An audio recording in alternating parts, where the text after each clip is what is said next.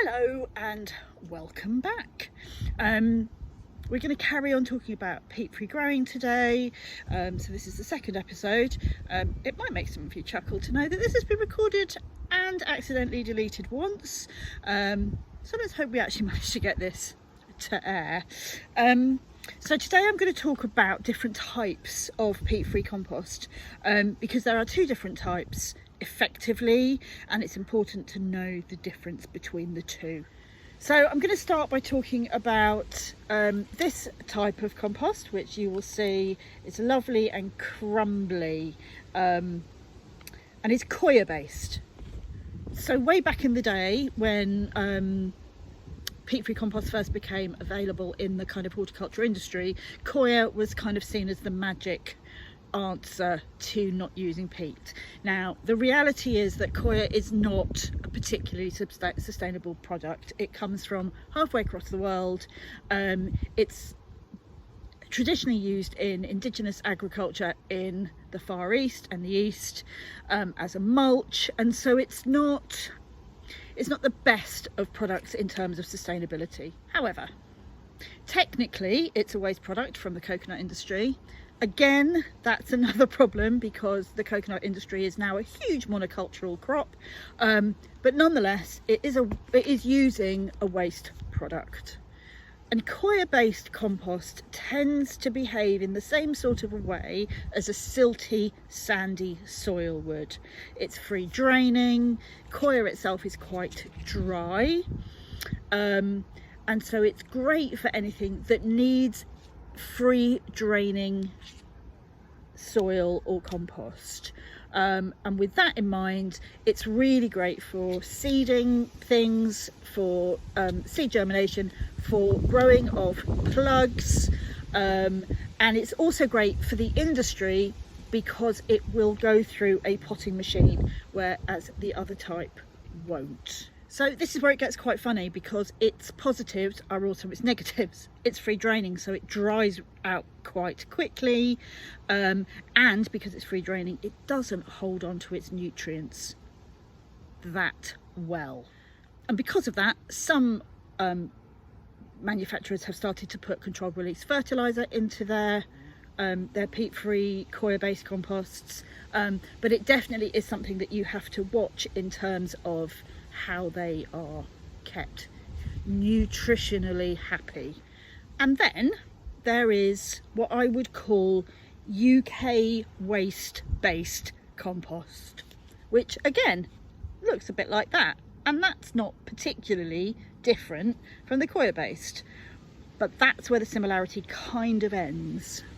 So these second types of compost are far more based on waste materials that we might have from the UK, and as time goes on, hopefully with good legislation around waste streams, will mean that actually these ingredients are more and more available. And those ingredients can be anything from sheep's wool to wood pulp to green waste to a mountain of things which can be composted, and the problem at the moment is that with a lot of these waste streams there's still quite a high amount of rubbish effectively being allowed to go into them, so that's why you very often find plastic in the cheaper peat-free compost ranges. So some of them are really good, some of them are really rubbish. I think that's really worth talking about because actually that's the same with any type of compost.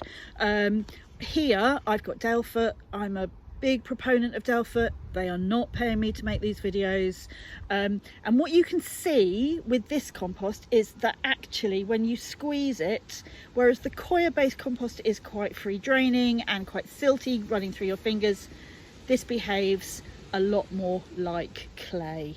Now quite often we see clay as being a negative thing, but the joy of clay is it holds its water and therefore it holds its nutrients. And so therefore these composts do exactly the same thing. They hold their nutrients and they hold their water. And again, their positives can be their negatives. You know, they're quite easy to overwater, but they do hold on to their nutrient, and that means that the feeding that is needed is minimal. Now, the thing about any compost, whether it's peat based, coir based, wood waste based, whatever it is, they're all different. They are all going to act differently. And what you can't do, although lots of us do, is go in and just water willy-nilly without thinking about whether or not the plants actually need watering. And that is where quite often people struggle, because they change over to a peat-free compost and they behave and they use practices around it that they have used with peat previously. And of course, each of these different types of compost needs different management, and it's quite often as well that not only are people confused because it doesn't behave the same way as peat-based compost, but you might have two different brands of compost, both of which are peat-free, but both which behave completely differently. So in my next video, I'll be coming back and I'll be talking through how to manage each different type of peat-free compost, and hopefully that will demystify quite a lot of the questions that come up around peat-free. And I'm also just going to add at the end of this that there seems to be a debate that is still raging about whether or not gardeners can or can't use peat-free. And the reality is this: peatlands are desperately needed in their natural state in order that we support carbon sequestration. They hold more carbon, 3 times more carbon than the Amazon rainforest. And whilst there isn't that much of them left, and what there is left of them is very much looking, degraded, we need to build these areas of really important natural assets back, not just for us, but for the nature that they support, for the flora, for the fauna, all of which is fairly rare and can only be found in these places. So if you see headlines or questions in the press looking at, which composts have you used and which has been good and which has been bad, actually I would advise don't get involved in it, because the reality is that we are at a stage where we don't have an option to use peat unless for some reason you think that your plants are more important than the planet we're leaving for our children. So like I say, next time I'll be back and we'll be looking at how to manage wood waste, wool waste, UK waste streams, compost. So yeah, see you all soon.